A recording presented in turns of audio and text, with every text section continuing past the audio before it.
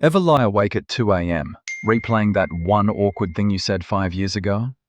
Or maybe you spent 20 minutes rewriting a text message before finally sending OK. Overthinking is something we've all done. But here's the truth. Overthinking doesn't lead to better decisions. It leads to paralysis. As Albert Einstein once said, you cannot solve a problem with the same mind that created it. Today, we're breaking down the psychology of overthinking, and, more importantly, how to stop it.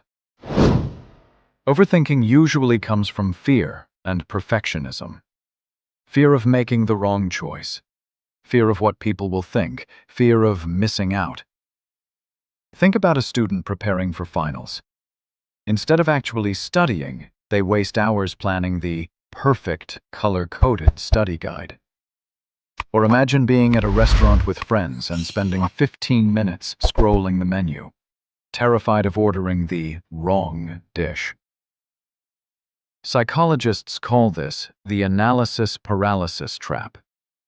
The more options we have, the more anxious we feel. Overthinking doesn't just waste time, it drains energy. Seneca, the Stoic philosopher, put it best. We suffer more in imagination than in reality. When we overthink, our brain treats imagined problems like real ones.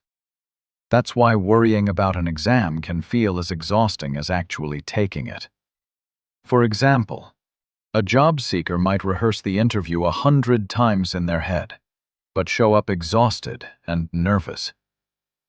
Someone in a relationship may replay every little text their partner sent, turning small details into big insecurities.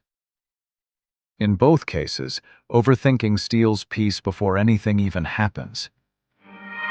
1. Set a decision deadline. If you give yourself unlimited time to decide, your brain will keep spinning. Instead, set a timer. 10 minutes to choose an outfit. You can just accept or decline an offer within 24 hours. This forces action over endless thinking. Steve Jobs once said, "Deciding what not to do is as important as deciding what to do." 2.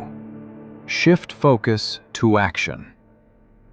Instead of replaying the what-ifs, ask, what's the next small step I can take? If you're anxious about starting a workout routine, don't plan the perfect gym schedule. Just put on your trainers and go for a 10-minute walk. Momentum kills overthinking. 3. Use the 5-5-5 rule. Ask yourself, do you know if this will happen in 5 minutes, 5 months, 5 years? Most worries shrink instantly under this perspective. Imagine stressing about whether you embarrassed yourself in a meeting.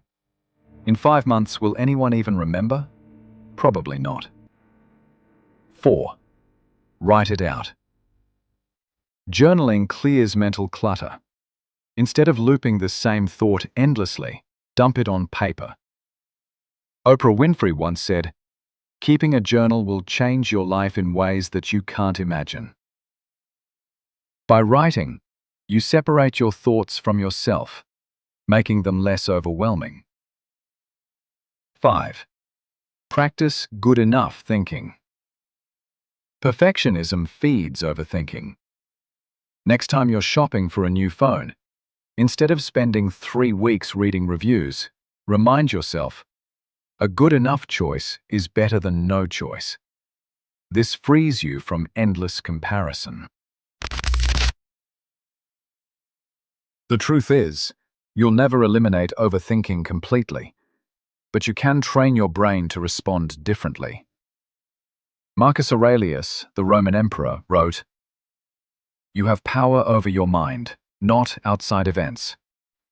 Realize this, and you will find strength when you feel stuck in thought." Pause. Take a breath.